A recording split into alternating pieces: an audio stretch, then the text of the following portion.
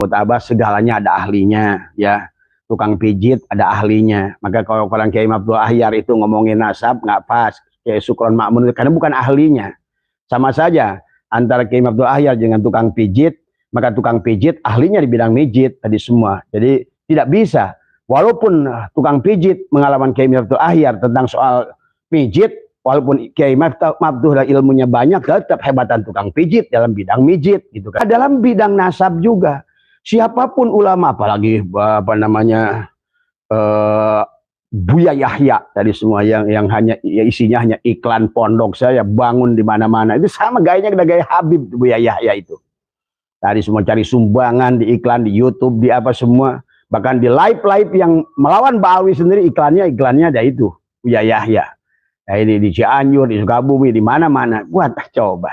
Ini gayanya udah Assalamualaikum warahmatullahi wabarakatuh, saudara sekalian dimanapun Anda berada. Pada kesempatan kali ini kita akan sama-sama menyaksikan paparan yang sangat menarik ya dari Abah Setu terkait dengan polemik nasab ini yang berkepanjangan. Kita jangan putus asa, jangan patah semangat, tetap menyuarakan kebenaran meskipun itu menyakitkan, saudara sekalian. Oke, selengkapnya mari kita sama-sama simak apa yang disampaikan oleh Abah Setu. Maka oleh karena itu kata Abah, terus sampaikan kebenaran tanpa membuat fitnah, terus buka fakta-fakta, dan juga teruslah bicara di antara kita. Karena ternyata kenapa mereka itu adalah meyakini begitu kuat, karena sudah terjadi mental block. Kalau di dalam bahasa hipnosis itu adalah, maka inilah metodologi daripada mereka berdakwah. Kenapa menggunakan, kalaupun itu kisah khurafat, kalau kisah khurafat itu diulang-ulang, tetapi kalau diterima dengan kebodohan, maka kisah khurafat itu menjadi sesuatu yang dahsyat, sahabat. Memang bagi orang yang memiliki kesadaran dan memiliki landasan ilmu, sesungguhnya apa yang disampaikan itu adalah bertentangan, berseberangan dengan logika, akal manusia, bahkan sebetulnya bertentangan dengan hukum-hukum Allah dan sunnah-sunnah Rasulullah, bahkan juga ijma ulama. Maka jangan aneh, bahkan mereka adalah, kalau secara umum kita boleh katakan mereka sudah nggak takut dengan Allah. Bahkan mereka seolah-olah menjual Allah. Bahkan seolah-olah mereka itu benar-benar suatu kaum yang sudah seenaknya terhadap Allah. Tetapi inilah mereka tidak takut dengan dosa. Bahkan maaf di dalam melakukan kegiatan apapun. Bahkan mungkin Anda bisa saksikan sendiri dari pendakwah mereka itu, yang kelihatannya bagaimana, tapi kan faktanya sekarang Anda bisa saksikan betapa banyaknya kasus masalah pelecehan seksual yang dilakukan oleh mereka, penipuan yang dilakukan oleh mereka. Belum lama ada Habib yang mencuri motor, dan begitu banyak sebetulnya, sahabat. Tetapi kembali yang sampaikan malam dari tokoh-tokoh Bogor yang mengatakan bahwa memang tidak boleh diam. Dan Abah juga mengembalikan kembali. Kemarin Abah bersilaturahim dengan Kiai Imaduddin. Dan kita doakan semoga beliau senantiasa diberikan kesehatan. Dan Abah juga berkumpul dengan tokoh-tokoh Banten di sana. Memang ini harus dikembalikan terus, tidak boleh. Karena terjadinya doktrinasi itu adalah secara terus-menerus selama puluhan tahun, ratusan tahun. Maka kesalahan itu menjadikan sebuah kebenaran. Dan untuk membuka mental block itu juga sama dengan kita pun menyampaikan fakta-fakta kebenaran yang tidak boleh juga berhenti hanya sekali saja. Karena pada dasarnya untuk membukakan mental block itu adalah harus dengan repetition. Pengulangan. Karena kalau tidak demikian kasihan saudara-saudara kita. Karena mereka yang sudah menganggap dirinya adalah membela Ba'alwi itu kan, kalau kita lihat dari cara dia berbicara, cara dia bikin komen pun udah kelihatan. Kalau misalnya Abah saja baru live, satu komen saja udah kelihatan mana dari pendukung Ba'alwi. Dari bahasanya sudah kelihatan. Ini kan sudah kasihan saudara kita.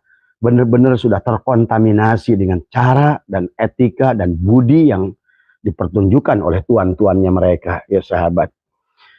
Nah inilah, wahai bangsaku, rakyat Indonesia, sadarlah bahwa NKRI dalam ancaman, tetapi kalian tidak menyadarinya karena menganggap suatu kesalahan itu yang sudah dilakukan berulang-ulang, sehingga tidak sadar. Allah dihina, Rasulullah pun dihina, bahkan para ulama-ulama sekelas Imam Syafi'i, sekelas Tuan Syekh Abdul Qadir dianggap ada nilainya dibandingkan dengan Faqih Muqaddam, dibandingkan dengan Imam Zain, Imam Abara, dan lain sebagainya dari Habib-Habib kalangan mereka. Mari kita, itulah mungkin barangkali kenapa baginda Nabi pernah bersabda, kembalikan orang Yaman itu adalah ke Yaman, ya sahabat. Sejarah Yaman ini tidak boleh dilupakan oleh dunia, tidak boleh dilupakan, karena pertama ada manusia, ada raja yang berkuasa di Yaman yang bernama Abroha. Itulah orang yang pertama ingin menghancurkan Ka'bah. Dan kita itu diabadikan oleh Allah di dalam Al-Quran. Bagaimana perseteruan Abroha dengan kakeknya baginda Nabi adalah Abdul Muthalib saat itu, tentang unta yang ditahan oleh Abroha. Ini jelas dari awal bahwa orang Yaman, kerajaan yang berdiri di Yaman ini adalah memang ingin menghancurkan Ka'bah, karena mereka menginginkan bahwa menjadikan pusat center itu adalah di Yaman. Bahkan mereka pernah membuat Ka'bah yang bahasanya dari emas adalah Abroha itu, ya. Dan kemudian mereka melaksanakan tawaf yang sekarang kalau Anda lihat di Tarim, maka tidak ada tempat dimanapun di dunia yang ada Ka'bah palsu yang mereka, termasuk kita lihat video Umar bin Hafiz adalah tawaf sebagaimana tawaf di Ka'bah. Yang kedua, sadarilah wahai orang Islam, bahwa orang Yaman ini tidak banyak menganjurkan untuk pergi haji atau pergi ke tanah suci. Karena yang dianggap suci oleh mereka itu adalah Hadramaut Yaman, yang pada saat faktanya nyata sesungguhnya adalah negeri yang sangat miskin, negeri yang penuh dengan berhala, yang dianggap oleh mereka adalah negeri berkah, tapi sampai hari ini masih penuh kelaparan. Dan inilah yang harus difahami, disadarkan. Karena berita yang disampaikan begitu lama, berita yang disampaikan diulang-ulang, kebohongan, akhirnya menjadikan sebuah keyakinan, ya sahabat. Saya belum lama, saudara saya sendiri adalah pergi ke Yaman tadi semua, ya. Dan inilah yang sebuah keanehan tadi, bahwa sesungguhnya bahwa saya sering dengar bahkan dulu, karena dulu Abah itu adalah sangat dekat dengan para habaib ini. Selalu memang yang dianjurkannya itu kita harus ziarah ke Tarim. Tetapi bagi orang yang ingin ziarah ke Tarim, dia harus banyak mengadakan tawasul kepada Faqih Muqaddam dengan kita mengharapkan. Tetapi sebenarnya kalau menurut Abah, kalau batin kita ini ada jernih, sebenarnya tidak usah membutuhkan kitab yang tebal-tebal, tidak usah membutuhkan keterangan yang banyak-banyak itu bagi orang yang belum kena dengan racun doktrinasi. Karena begitu mudah dilihat sebetulnya, sangat nyata dipandang mata, dari perbuatannya, dari tata caranya, dari adabnya, dari akhlaknya. Tapi kembali pada saat sesuatu keyakinan itu sudah tumbuh karena doktrin, karena ketahuilah ada alam sadar dan alam bawah sadar. Pada saat alam bawah sadar kita sudah dikuasai dengan doktrinisasi, sahabat, maka inilah manusia itu adalah menjadi manusia bodoh, menjadi manusia dungu, menjadi manusia hilang akal. Maka kata Abah, maka inilah kemerdekaan bagi orang-orang yang mau melepaskan Ba'alwi itu. Kalian sebetulnya akan lebih jelas, akan lebih jernih akal kalian. Kenapa? Karena selama ini hanyalah doktrinisasi yang ditanamkan pada kalian. Nah, kita lihat lagi bahwa fakta sejarah yang pertama, fahami, jangan lupakan kisah Abroha, ya, yang benar-benar ingin menghancurkan Ka'bah. Kalau Anda silakan, kan Anda tahu dari surat Al-Fil, ya, kisahnya. Yang kedua, dari 4 nabi yang palsu, semuanya itu datang dari Yaman. Nabi yang palsu, ya. Kemudian juga sama yang terjadi di Mesir, Banu Fatimiyah, kemudian juga sama yang terjadi di Afrika. Semuanya sama, sahabat, di abad kedua dan ketiga.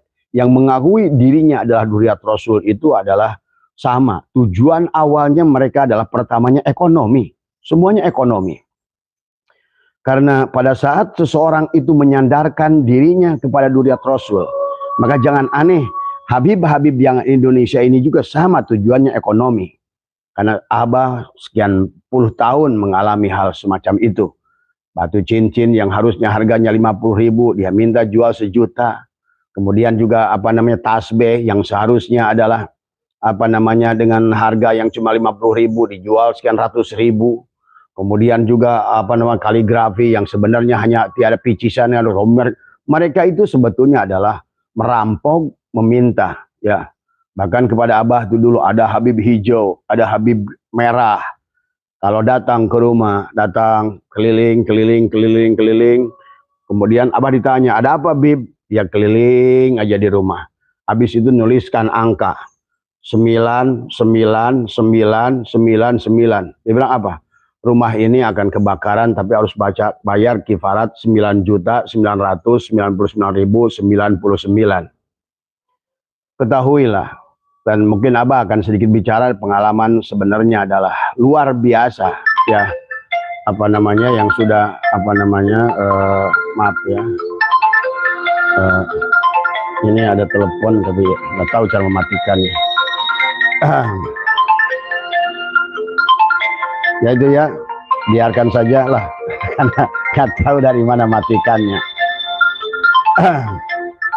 Itu ya sahabat ya, jadi bahwa karena Abah itu dulu sangat baik kepada Habib ini ya semua, bahkan ada yang Abah hajikan, ada yang Abah umrohkan tadi semua. Tetapi maaf nih. Tapi adalah sampai berombongan-rombongan, sampai pernah datang 4 mobil dari Jawa Timur. Begitu Abah bangun pagi jam 4, jam 3, mereka sudah tiduran di halaman rumah, di beranda rumah. Itu belasan Habib yang datang. Padahal baru kemarin Abah memberikan seseorang untuk umroh. Ternyata beritanya kepada teman-temannya kemana-mana. Ya sahabat. Jadi Abah itu udah ngomong ini bukan ngomong asal ngomong. Tapi adalah merupakan, kata Abah juga, hampir 1 miliar yang mereka udah menjual berbagai macam, udah menipu berbagai macam, bahkan ada ibunya yang dijual. Dia katakan ibunya dalam kecelakaan, ibunya, padahal kita, karena Abah kenal semua Habib di Bekasi ini juga hampir rata-rata datang ke rumah Abah juga semuanya. Ternyata begitu dicek, ternyata enggak. Ada bilang bangun majelis, kemudian mereka ternyata majelisnya hanya majelis orang yang dipoto dari semua, ya. Inilah ya sebetulnya kalau disadari oleh kalian, benar-benar nyata penjajahan. Bahkan mereka berani memanjat pagar rumah Abah itu jam 3 pagi. Kemudian memaksa minta uang. Kemudian Abah mau berangkat waktu itu adalah ke Cina. Dia bilang, saya doakan supaya selamat penerbangan. Saya bilang, udah, doakan saya jatuh saja. Karena saya ingin tahu doa kalian ini benar apa enggak. Ternyata bullshit semuanya sahabat. Kalau kalian ingin main ke rumah Abah, menyaksikan bagaimana tuh barang-barang yang dijual seenaknya oleh dia, inilah yang harus kalian sadari semua. Itu mustahil dzurriyyat Rasul, sahabat. Mereka itu sama sebagaimana dulu adalah rampok-rampok, adalah orang-orang yang tidak beradab, yang tidak beretika. Itulah juga yang dikatakan hubdejong. Siapa mereka? Mereka itu rentenir, mereka itu kasar, mereka itu menipu, dan lain sebagainya. Dan kemudian lihat dari fakta bahwa sesungguhnya berapa kali mereka meminta Belanda untuk menetapkan mereka sebagai sayyid. Jadi sayyid yang diminta, yang dipolakan oleh Belanda. Ini kan aneh bin ajaib. Ya tolonglah, maka kepada sahabat-sahabat semua, saudara-saudara dimanapun berada seluruh tanah air, sayangi negeri ini. Kalau penjajahan berupa senjata, masih mending kita. Begitu perang terjadi, mana yang kalah, mana yang menang jelas. Tapi penjajahan berupa adab, penjajahan berupa etika, penjajahan berupa agama, doktrinisasi, ini secara hukum susah ditangkap. Karena tadi, apalagi di negara-negara seperti negara kita ini. Ya sekarang pun fakta-fakta yang ada, berapa banyak Habib yang ngerampok, Habib yang nipu, yang nyuri motor, Habib yang masalah dengan perempuan. Tapi kembali sampai hari ini faktanya juga beda dengan kepada orang biasa. Ini juga kembali karena di polisinya sendiri sudah banyak orang-orang yang sudah mukibin, jadi sahabat. Di tentara juga sudah banyak yang mukibin. Di pemerintahan juga sudah banyak orang mukibin. Dia nggak paham bagaimana sesungguhnya, dan mereka tidak mau belajar tadi semua. Abah bilang tadi yang pertama adalah lihat suku Abroha untuk menghancurkan. Kemudian yang kedua, 4 nabi palsu itu semua dari Yaman. Kemudian fakta yang ketiga adalah mereka dari abad kedua saja sudah mulai menipu dengan mengaku dzurriyyat Rasul, baik di Yaman, di Mesir maupun terjadinya perang Salahuddin Al-Ayyubi yang memohon kepada Tuan Abdul Qadir, itu pun karena di Bani Fatimiyah di Mesir itu, karena mereka sudah betul-betul laten, betul-betul sudah masif tadi semua. Adalah yang bahaya itu kan tadi pada saat mereka berbulu yang sama. Makanya baginda Nabi selalu berkata, antara Abu Jahal dengan waktu itu ada seorang yang munafik, kata Nabi, nggak usah takut dengan kafir. Kalau kafir itu jelas, ya, kalau kafir itu jelas musuh kita. Kita berani hadapi, nggak berani, kita ngambil strategi. Tapi kalau berwujudnya munafik, agamanya seperti sama dengan Islam. Yang dibicarakannya seperti sama. Tapi tujuannya beda, pola pikirnya beda, kemudian juga tata caranya beda. Bahkan pelan-pelan agama dirusak. Kalau menurut Abah, yang dihancurkan adalah bukan hanya fikih, tapi tauhid. Maka itulah Bung Karno pernah berkata, sahabat, kata Bung Karno, bahwa sesungguhnya telah terjadi kebodohan kepada bangsa ini pada saat manusia dituhankan. Ini yang akan mendekati kepada kemusyrikan. Betul, Abah setuju dengan itu. Karena kalian seolah-olah tidak ada lagi hasbunallah wa ni'mal wakil itu. Mencari wasilah yang salah. Bergantung pada akar yang lapuk dengan adab-adab yang lucu. Mereka kadang-kadang jadi jongos-jongosnya, mau ngantar-ngantar mereka ke orang-orang kaya. Inilah sesungguhnya yang harus difahami. Maka wahai para kiai di PBNU, tapi walaupun PBNU adalah udah tinggal kerongkong saja sekarang tadi semua. Karena juga sama. Walaupun ada kiai-kiai PBNU juga sama. Karena pada saat sudah mental block di kolbunya, ilmunya hilang semua. Kami tahu ahyar sudah hilang ilmunya itu. Cuma inilah hanya kebodohannya saja yang bicara tadi semua ya. Sungguh sayang tadi semua. Bahkan dia berani-berani mengangkat hampir 10 orang ditempatkan di PBNU. Sesungguhnya kalianlah hai ulama-ulama PBNU yang menjadikan bahwa mereka semakin kuat. Dan Abah berharap kepada Pak Prabowo, jangan gunakan salah satu pun dari mereka One Team Press.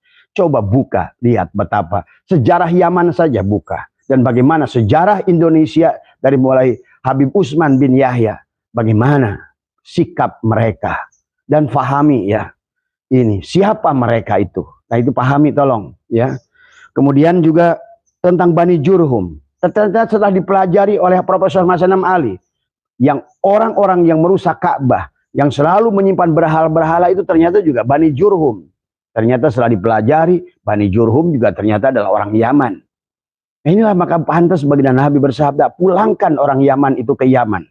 Ya, dari catatannya Sunan Kordronyo, walaupun Sunan Kordronyo menggunakan Habib Utsman bin Yahya, tetap kepada internalnya sendiri yang ngasih tahu, hati-hati orang ini.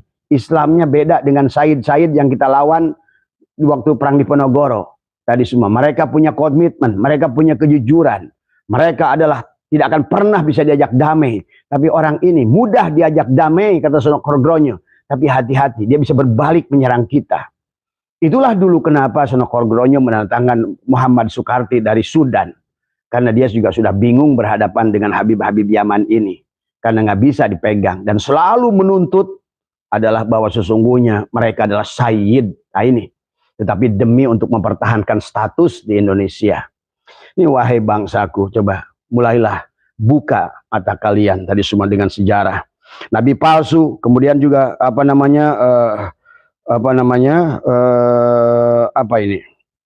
juga sesungguhnya PKI yang masuk ke Indonesia adalah dari Yaman Selatan ya sahabat.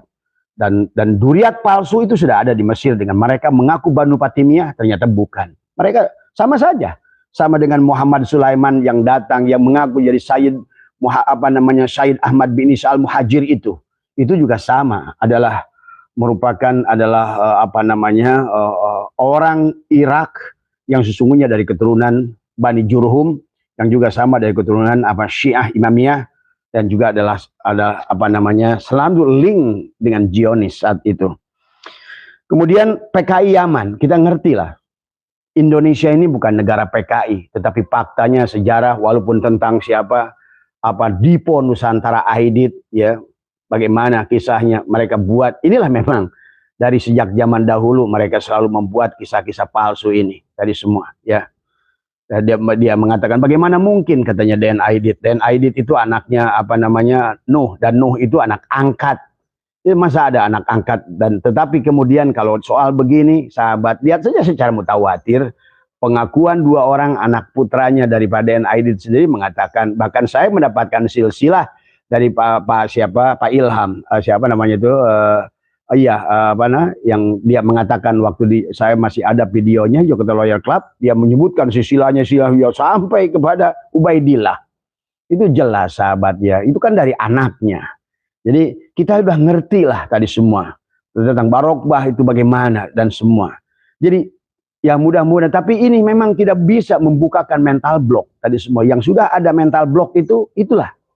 Karena alam bawah sadar mereka itu sudah melihat bahwa Habib ini mulia, Habib ini benar, dan itu tidak mudah sahabat. Maka oleh karena itu dari tadi malam teman-teman dari Ormas bidang kesenian, kemudian dari Ormas ini yang mengatakan tokoh masyarakat mengatakan, karena dia dengar Abah udah jarang bicara tentang duriat. Bukan tak Abah bukan nggak mau dengar bicara duriat, karena sekarang sudah banyak ahli. Sekarang kalau menurut Abah segalanya ada ahlinya, ya. Tukang pijit ada ahlinya. Maka kalau orang Kiai Abdul Ahyar itu ngomongin nasab nggak pas. Kiai Sukron Makmun karena bukan ahlinya. Sama saja antara Kiai Abdul Ahyar dengan tukang pijit, maka tukang pijit ahlinya di bidang mijit tadi semua. Jadi tidak bisa. Walaupun tukang pijit pengalaman Kiai Abdul Ahyar tentang soal pijit, walaupun Kiai Abdul ilmunya banyak, tetap hebatan tukang pijit dalam bidang mijit gitu kan tadi. Sekarang sekelas ulama siapa? Kiai Sukron Makmun suruh badminton dengan siapa? Dengan Taufik misalnya gitu kan tadi. Walaupun beliau ulama, tapi di bidangnya nggak ada artinya apa-apa gitu kan di bidang ini. Maka dalam bidang nasab juga siapapun ulama, apalagi apa namanya Buya Yahya tadi semua yang hanya isinya hanya iklan pondok saya bangun di mana-mana, itu sama gayanya gaya Habib Buya Yahya itu. Tadi semua cari sumbangan di iklan di YouTube, di apa semua, bahkan di live yang melawan Ba'alwi sendiri iklannya ada itu Buya Yahya. Nah, ini di Cianjur, di Sukabumi, di mana-mana. Buat coba. Ini gayanya udah makanya tadilah dari kata Abah juga. Jadi mari, makanya kenapa Abah bicara, Abah sampaikan ke teman-teman semalam, Abah tidak lagi mau bicara. Biarkan orang sejarah yang bicara karena dia ahlinya. Biarkan orang siapa ahli filologi yang bicara. Biarkan Dr. Sugeng yang bicara masalah genetika, nah dia ahlinya. Biarkan Kiai Imad yang bicara tentang nasab, karena Abah setelah bertemu kemudian banyak beliau wah makin tambah yakin beliau itu memang luar biasa. Kata Abah, dalam waktu kurun 50 tahun sulit lah, kata Abah, silakan coba kalian adukan. Saya berani ngadukan beliau dengan siapapun sekarang yang ada di Nusantara ini. Maaf dalam soal ilmu pengetahuan ya, karena banyak orang apal agama dari semua sahabat. Tapi pada saat bagaimana agama itu adalah sebuah sebagaimana yang banyak beliau tulis itu kalau menurut Abah adalah pemahaman agama yang komprehensif, yang demikian itu susah sahabat. Apalagi memahami 12 pan dan dituliskan kitabnya dengan 12 pan. Dan Abah menyaksikan dari kisah dari orang bagaimana ada seorang ulama menanggah beliau dengan 4 halaman, dalam waktu 2 hari sudah diganti puluhan halaman menjadi sebuah jawaban yang luar biasa. Itu nggak mudah, kecuali segalanya sudah ada di sini ya. Dan hari ini kalau menurut Abah tetap murni orang ini ya, luar biasa kalau menurut Abah. Semoga senantiasa diberikan lindungan oleh Allah Subhanahu wa taala. Kemudian tentang PKI juga pahami ini ya semua tentang PKI ini. Jadi jangan lupakan PKI itu dengan Yaman. Berapa jenderal yang terbunuh oleh Den Aidit itu. Pahami ini semua. Inilah yang harus dibangkitkan kembali kalau menurut Abah, adalah doktrin yang telah merusak selama 100 tahun ini adalah telah menutup alam bawah sadar kalian sesungguhnya. Inilah yang harus kembali dibangkitkan. Maka tadi malam saya bilang ke mereka, Abah tidak mau ngomong nasab karena Abah bukan ahlinya. Abah bukan ngomong sejarah karena bukan ahlinya. Tapi Abah juga ngomong filologi karena bukan ahlinya. Tetapi kalau malam itu mereka pada datang, Abah senang dengan pencerahan Abah. Dia bilang, Bah tolong jangan diam Bah, kan tadi. Ya saya bilang, Abah sekarang lagi menyadarkan kembali tentang tauhid. Karena mereka merusak tauhid. Mereka merusak fikih. Mereka merusak sejarah. Mereka merusak makam. Mereka merusak tatanan etika manusia beradab, beragama. Terus di mana sisi positifnya? Tak sedikit pun, sebiji jarah pun ada tanda-tanda kebenaran di dalam diri mereka. Walaupun yang soleh sekalipun tetap saya melihat gurur di belakangnya. Walaupun yang nangtaknya kayaknya arif, tapi begitu sekali kasus sedikit saja kelihatan mulutnya. Ini kan sebenarnya memang tidak bisa. Kalau perak itu, kalau besi itu tetap besi. Nggak bisa ditutup-tutupi dengan lapisan sepuhan, nggak bisa. Tadi semua ya. Inilah yang makanya tadi malam saya bilang datang ke sini, Bah, tolong bicara lagi, Bah. Tolong bicara lagi, Bah. Karena ternyata dari pencerahan Abah itu lebih banyak didengar, lebih mudah. Karena Abah di bahasanya lebih rileks gitu kan tadi. Kalau dikasih langsung berupa ilmu, buku nasab, kadang-kadang membuat bingung mereka juga, kata mereka. Nah inilah betul Abah setuju dengan mereka. Memang satu masalah, kalau yang namanya korban doktrinisasi, maka juga kebenarannya harus dibalikan, antitesisnya dengan tadi, doktrinisasi lagi. Maka sahabat, kepada semua para kiai yang di Bogor, dimanapun berada di seluruh Indonesia, ayo mulai bicara, ayo mulai bicara. Tadi semua ya. Tetapi Abah selalu menyarankan, jangan tunjukkan adab dan etika cara kita bicara. Tunjukkan adalah fakta dan bukti. Sekarang kalau mau nolak, Abroha setuju nggak bahwa dia adalah orang Yaman yang menghancurkan Ka'bah? Silakan cek. Bani Jurhum setuju. Coba, kalau ini yang Abah sampaikan adalah bukan kebenaran, siapa Bani Jurhum itu? Kalau Anda menolak fakta ini, silakan cek, buka internet, buka Google, klik tentang Yaman Selatan, PKI Yaman Selatan. Siapa bahkan pendirinya itu? Adalah kakeknya Habib Umar Al-Jufri yang kalian muliakan itu. Coba tadi semua. Kemudian kita gabungkan dengan data-data eksternal. Misalnya dari siapa? Dari Belanda. Catatan-catatan Belanda. Catatan Sunokor-Gronyo. Catatan Vandenberg. Catatan siapa lagi? Huub de Jong. Yang menjelaskan bagaimana kotornya mereka. Pertama kali datang rentenir, penipu, dan lain sebagainya.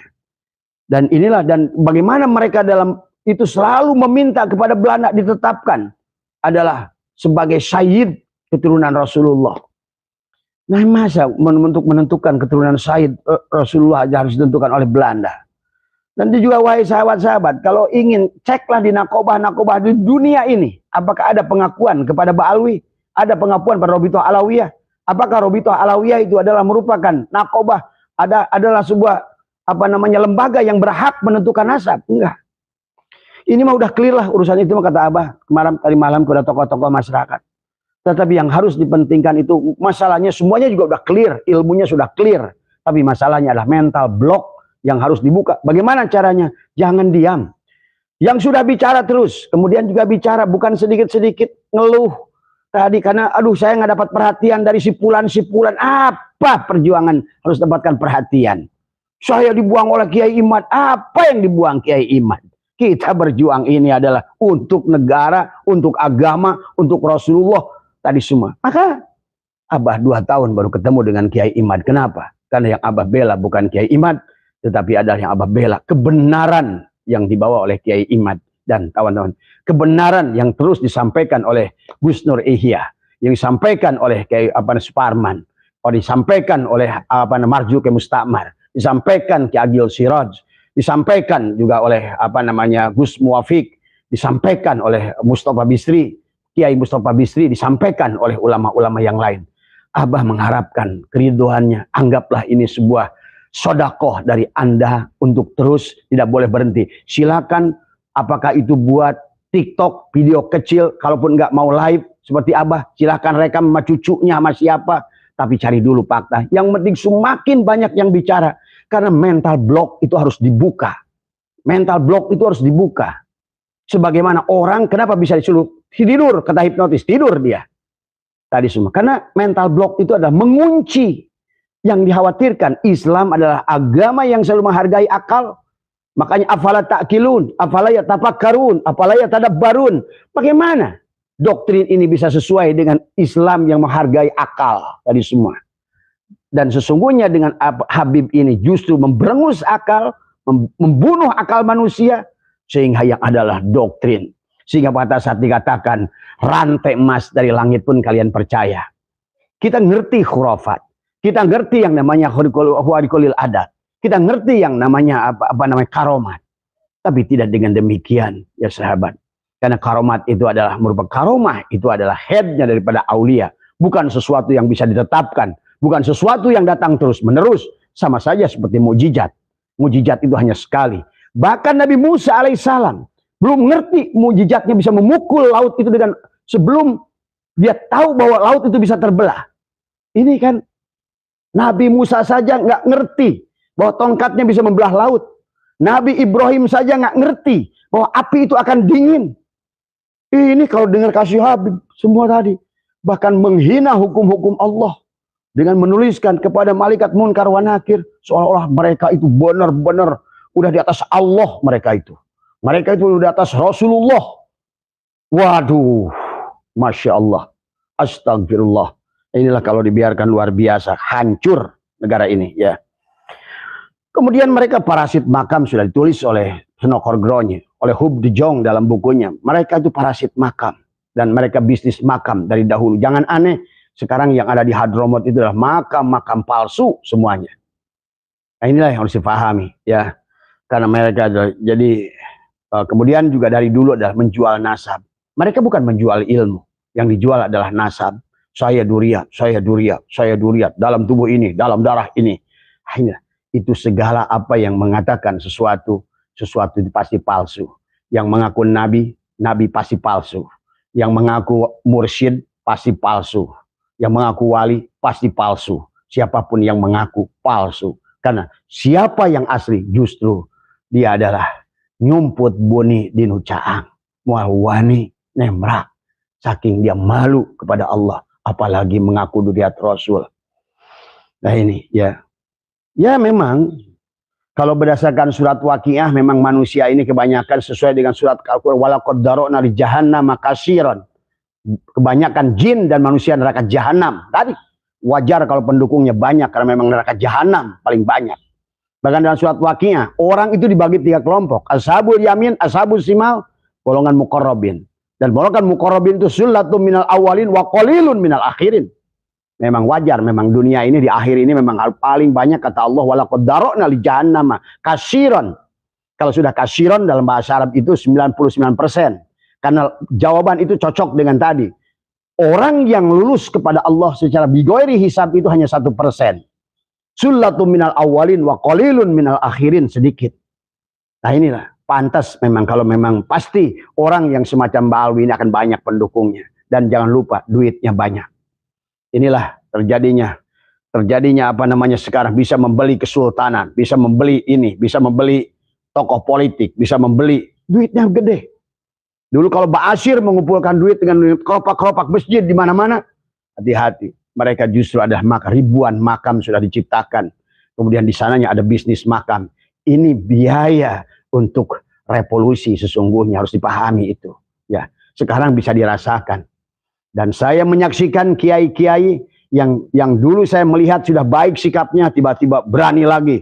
Sekarang adalah meyakini bahwa Ba'alwi itu ini ulus dari semua. Kita ngerti lah orang-orang yang masih ngoceh, Rumail siapa itu, ulus semuanya juga. Ya, walaupun sahabat apa namanya PWI dimanapun, kalau kita nggak ada fulus, kita karena niat, karena ikhlas. Dan saya ngerti perjuangan ini tidak mudah dan berat. Ya, tapi kembali jadikan sisa umur kita, barangkali kita dalam berjuang ini umur kita tidak lagi sampai pada waktunya, tapi minimal tunjukkanlah bahwa kita cintai Allah, cintai Rasulullah, cintai ulama dan cintai duriat. Dan ini tolong juga kepada mukibin, orang yang menolak Habib ini bukan tidak mencintai duriat, justru sebaliknya, dia 1000 kali mencintai duriat daripada kalian, karena tidak mau dirusak kemurnian duriat. Itulah kita berjuang. Jadi jangan dibalik di mana-mana. Ini penolak Habib, penolak keturunan Rasulullah. Ini kebohongan. Justru sebaliknya, kita korban jiwa, raga, harta demi membela Rasulullah, bukan sebaliknya. Jangan dibalik-balik faktanya tadi semua ya. Sekali lagi Abah ya, karena tadi mereka punya duit dan Abah lihat di YouTuber itu. Kenapa mencela-mencela tadi semua? Duit semua. Karena kalau niatnya bukan kan lillah billah, dia selalu ngeluh. Dia mengatakan saya nggak diperhatikan. Apa diperhatikan kayak begitu? Lu kalau mau berjuang, berjuang, kalau enggak diam. Tadi semua. Ngapain banyak ngeluh kayak begitu? Ya. Kalau mau berjuang karena Allah dan Rasulnya, nggak usah pikirin kiri dan kanan, karena Allah dan Rasulnya. Satukan dengan kebenaran, bukan karena Kiai Imaduddin, bukan Kiai Nur Ihya, bukan. Karena kebenaran. Abah, Kiai Nur Ihya, semua Kiai Suparman, seluruh, saya yakin kiai-kiai ini nggak perlu bertemu bahkan, tapi akan disatukan dengan satu kata yang disebut kebenaran. Jadi bukan karena A, bukan karena B, bukan karena duit, bukan karena posisi, bukan pengaruh. Ada lagi yang di PWI ini.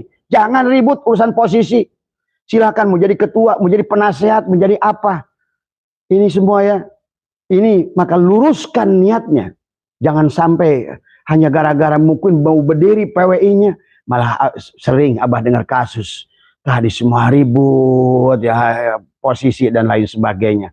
Nah inilah ya sahabat, maka yang harus disatukan adalah marilah kita dahulukan kepentingan pribadi, lihatlah atas kepentingan demi atas nama Islam, demi membela agamanya Allah, demi membela Rasulullah SAW, dan demi membela keturunan Rasulullah SAW. Ya. Nah, betapa menyakitkan orang yang bukan keturunan, dia mengaku keturunan, kemudian dia merusak-rusak agama dengan adabnya, etikanya, kayak si Bahar Demit itu. Ya apa maki-maki Kang Deddy kayak begitu? Kok nggak berhak teriak-teriak kepada bangsa pribumi seperti itu? Apalagi calon pemimpin. Siapa lu ada di negara ini? Enak saja. Benar-benar kalian ini udah lebih udah melampaui batas kalau menurut Abah. Karena kemarin Abah dikirimin video oleh Kang Deddy. Ternyata mereka seenaknya saja kepada pribumi bangsa ini yang jelas sudah punya jasa untuk bangsa ini. Kalian cuma hanya jadi parasit aja. Coba ngomong pakai yang baik. Kalau ingin menyampaikan gak setuju dengan Kang Deddy, bicaralah. Masyarakat sekalian, kemudian kita ini, saya ini punya pandangan lawan.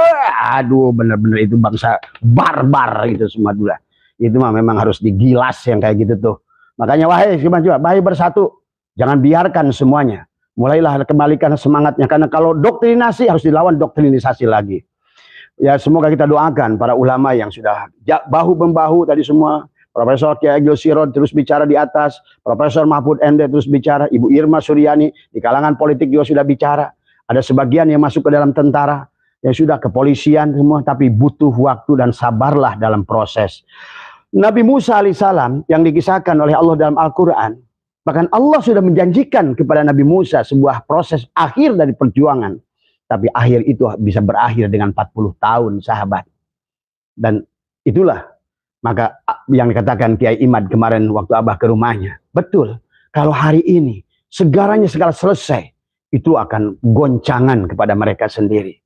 Bayangkan sebagaimana kata beliau, Mas Ikang Fauzi, pada saat kehilangan istri secara mendadak, hampir tidak siap. Itulah mungkin yang dilakukan Mbak Alwi. Abah tadi semua. Karena Abah sekarang masih komunikasi dengan Mbak Alwi.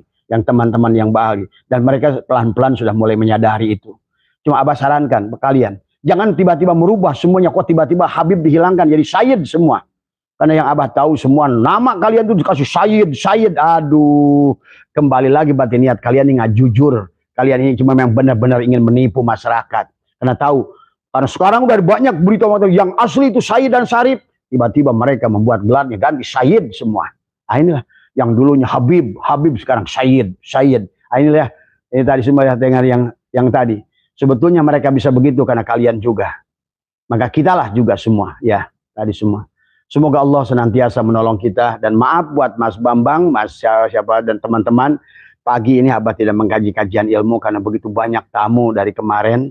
Bahkan 2 hari Abah habis tidak tidur. Sepulang dari Kiai Imaduddin juga ditunggu lagi tamu. Kemudian sampai siangnya, sampai tadi malam. Ada juga sama yang meminta kembali kepada Abah untuk bicara masalah nasab ini. Sebetulnya kata Abah juga, Abah bukan ahli nasab, cukuplah Kiai Imaduddin. Maka ahli itu berbeda dengan bukan ahli ya. Jadi maaf ya, kalau yang sekarang bicara itu semua Idrus Romli lah, siapa bukan ahli dalam urusan nasab. Pahami ya itu ya sahabat. Sebagaimana tukang matematika itu dibandingkan dengan ulama yang hebat tapi ini jago matematika, maka di bidang matematika yang ilmu matematika ini lebih jago, pahami itu. Sebagaimana ini ulama hebat, ini tukang urut, Anda ke Seleo, maka datangnya ke tukang urut bukan ke ulama ini. Ya. Jadi segalanya ada ahlinya, ya. Itu harus dipahami oleh kita. Jadi kalau kita mau mendengar sebuah hujah, maka lihatlah dari orang yang memang pantas. Dan itu yang dikatakan baginda Nabi. Dengarlah dari mereka yang ahlinya. Kalau tidak, maka informasi yang disampaikannya adalah bukan kebenaran. Abah hanya akan mengambil apa yang sudah bulat, ada kesepakatan di awal, di masyarakat, yang disampaikan oleh ahlinya, itu yang Abah sampaikan. Maka Abah tidak bicara nasab, Abah tidak bicara filologi, Abah tidak bicara genetika, tapi Abah ingin mengajak giroh, semangat yang kelihatan nyata sesuai dengan sejarah yang sudah dipahami semua. Tentang Abroha, tentang PKI, tentang Muso, tentang ID, semua fakta yang ada. Maka tentang Yahya, Utsman bin Yahya, fakta yang ada. Bahkan tentang surat anaknya Utsman bin Yahya minta ke Belanda ditegaskan sebagai syahid, fakta yang ada. Silakan mau apa lagi? Jadi saya tidak bicara nasab, cuma saya ingin mengajak kepada sahabat-sahabat tadi semua yang tadi. Karena sekarang uang berseliweran yang tadi semua, ya. Maka marilah kita napikan semua itu, karena apalah artinya uang demi kita membela keagungan Allah, keagungan Rasulullah, keagungan para sahabat. Ya, itu saja. Mohon maaf ya. Dan buat teman-teman yang biasa kajian Abah, kenapa Abah sekarang kaji tauhid terus tadi? Karena memang bau ini merusak tauhid, bahkan merusak fikih tadi semua ya. Ini yang harus dipahami oleh kalian semua. Ya, itu hanya akan dibuka, dilihat oleh orang-orang yang tadi mental blocknya sudah terbuka. Maka kenapa Muhammadiyah itu bebas dari Habib ini? Nggak percaya dengan mereka. Mereka lebih berkah hidupnya. Karena tadi nggak ada mental block dalam diri mereka. Tak satu pun Muhammadiyah percaya kepada Habib ini. Ya, bahkan silakan pergi ke Mekah, kemana? Nggak ada orang ngaku ini Habib, nggak ada. Ini Abah tukang keliling dunia, kemana-mana pergi, nggak ada spesialis. Cuma di sini. Dan itu sudah dikatakan tadi malam oleh tokoh Banten. Beliau berkata hati-hati, sepulangnya Belanda akan ada Belanda Ireng yang lebih bahaya karena dia menggunakan agama. Ternyata itu fakta hari ini. Ya. Mohon maaf ya, semoga sehat semua, berkah semua tadi ya. Yang penting adalah tadi tetap menyampaikan adalah dengan fakta, tidak boleh fitnah. Sekali lagi, tidak boleh, tetap tunjukkanlah adab, karena segala sesuatu itu sudah harus pil hikmah, harus datang dari hati dengan keriduan hati, dan jangan ditambah dengan kebencian. Secara zat kita tidak boleh benci kepada siapapun, apalagi kepada Habib-Habib ini ya. Bahkan kepada anjing sekalipun zatnya, karena sebaliknya kita harus mampu melihat hakikat Allahnya, sahabat ya. Tapi secara syariatnya, melihat wayangnya, tetap secara syariat kita kewajiban menyadarkan wayang. Sebagaimana Pandawa menyadarkan Kurawa. Tapi tetap Pandawa dan Kurawa digerakkan oleh dalang. Ingat dalangnya. Jadi isim fa'ilnya kita harus jelas. Tapi isim maf'ulnya kita harus mampu juga melihat. Maka disitulah tidak boleh dibarengi dengan kebencian. Bukan datang dari kebencian. Tapi adalah datang dari watawassaw bil haq, watawassaw bis sabr. Adalah menyampaikan kebenaran secara hukumnya, tapi secara hakikatnya hati kita harus mampu juga melihat afal Allah di situ ya.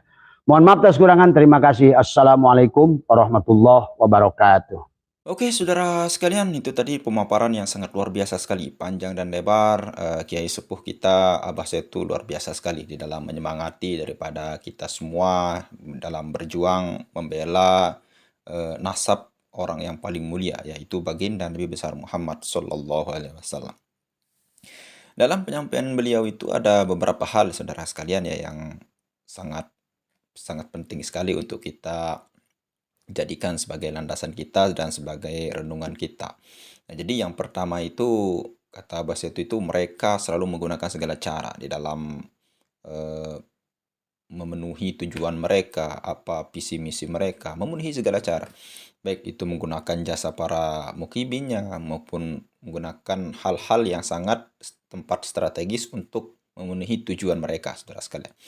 Dan yang kedua yang disampaikan oleh Abah Setu itu hal yang berkaitan dengan sejarah, saudara sekalian. Yang pertama itu kasus di mana dulu ketika 2 bulan sebelum lahirnya baginda Nabi besar Muhammad SAW itu ada peristiwa penghancuran Ka'bah ya, saudara sekalian, yang dilakukan oleh salah satu raja zalim ya, raja kejam, yang diceritakan di dalam surah Al-Fil ya, saudara sekalian. Itu yang bernama Raja Abraha ya. Ternyata Raja Abraha ini ketika ditelusuri di referensi-referensi yang ada itu dari Yaman, saudara sekalian. Itu yang pertama. Yang kedua, dalam sejarah itu lahirnya 4 daripada nabi palsu itu berasal dari Yaman, saudara sekalian. Makanya Nabi Muhammad SAW memang benar yang dikatakan oleh Abbas itu pulangkan orang Yaman ke negeri asalnya. Ya mungkin kita tidak tahu banyak tafsir ya, tapi kalau saya percaya dengan Abbas itu mungkin itu maksudnya Nabi Muhammad SAW ya, untuk memulangkan orang Yaman ke asalnya ya. Lalu kemudian yang paling terkenal, yang menghebohkan jagat maya saudara sekalian, yaitu PKI DNA Aidit saudara sekalian. Itu ternyata setelah ditelusuri di Indonesia Lawyers Club itu, ternyata silsilah daripada DNA Aidit itu berasal dari anaknya sendiri yang apa ya menuturkan daripada eh, nasab orang tuanya ternyata itu nyambung kepada Ubaidillah ya saudara sekalian. Nah, ternyata Ubaidillah itu merupakan leluhur daripada Ba'alwi ya saudara sekalian atau Bani Alwi. Nah, ini hal-hal yang sejarah yang sangat luar biasa. Makanya kalau kita lihat kelakuan para oknum Habib ini luar biasa saudara sekalian ya. Ya, seperti yang dikatakan oleh Abbas itu, meskipun bagaimanapun apa ya perkataan mereka, Habib yang kalem, kelihatan bijaksana dan sebagainya. Tapi ketika disenggol sedikit akan kelihatan daripada sifat asli mereka ya saudara sekalian. Ya banyak hal yang terjadi dan yang eh, sempat menarik perhatian saya dari ketika beliau itu Abbas itu tadi menyinggung daripada Ki Haji Miftahul Akhyar, PBNU secara umum ya. Lalu kemudian Buya Yahya dan lain sebagainya. Ini semua hilang akalnya ya seperti yang dikatakan oleh Abah itu. Apalagi Ki Haji Miftahul Akhyar itu memang kalau orang tidak berbicara bukan pada ahlinya itu akan ngawur saudara sekalian. Ya memang benar yang dikatakan oleh Abah itu dan sinkron dengan apa yang dikatakan oleh dulu Dokter Sugeng ya saudara sekalian. Semua orang itu punya ahlinya saudara sekalian. Tapi kalau bahasa Dokter Sugeng itu ulama itu bukan berarti dia hanya pandai dalam ilmu agama ya. Tapi ulama itu adalah orang yang pandai di dalam ilmu-ilmu tertentu ya saudara sekalian. Ulama misalkan hewan, dokter hewan, berarti dia ulama dalam bidang dokter hewan saudara sekalian. Atau ilmu geologi, ilmu filsafat, berarti dia ulama dalam bidang ilmu filsafat. Ulama dalam artian yang luas saudara sekalian. Nah, tapi untuk lebih apa ya, idealnya itu pandai juga di dalam ilmu agama ya saudara sekalian. Ya, ini hal-hal yang sangat kecil pengertian namun kalau kita berpikir lebih mendalam lagi sangat luar biasa sekali saudara sekalian. Dan benar yang dikatakan oleh Bahasa itu memang kenapa Habib ini sangat kuat, saudara sekalian, dibela terus-menerus oleh para mukibinnya. Ini memang doktrin yang sudah tertanam di dalam sanak sanubari mereka, saudara sekalian. Dan ini tidak bisa dilawan dengan hanya berkata-kata apa ya? Berkata-kata setahun 2 tahun, saudara sekalian. Dan berkata-kata terus. Ini harus dilawan dengan doktrin juga, saudara sekalian.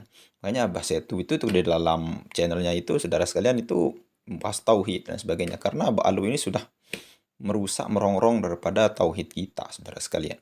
Nah, terutama pemahaman daripada mukjizat ya, saudara sekalian. Mukjizat itu memang benar. Yang dikatakan oleh Abbas itu Nabi Musa pun tidak tahu tongkatnya itu bisa berubah menjadi ular, saudara sekalian. Ataupun Nabi Muhammad SAW tidak tahu bahwa akan hijrah, akan bertemu, akan Isra Mi'raj ya, akan bertemu dengan Allah Subhanahu wa taala, akan naik ke langit ketujuh. Tidak tahu menahu saudara sekalian. Dan itu hanya dilakukan sekali-kali. Bukan dilakukan dengan sengaja dan sebagainya. Ini persis direncanakan. Begitu juga dengan mukjizat saudara sekalian. Ini bukan kemauan daripada apa ya nabi dan rasul, akan tetapi ini keperluan bagi umatnya dan itu wahyu benar-benar disuruh dan diizinkan oleh Allah Subhanahu wa taala, bukan semau-maunya ingin ke sana kemari mengeluarkan mukjizatnya semaunya, tidak seperti itu saudara sekalian. Ya mungkin hanya itu saja yang bisa kita sampaikan. Mudah-mudahan nasihat dari Abbas itu bermanfaat ya saudara sekalian. Sekian, assalamualaikum warahmatullahi wabarakatuh.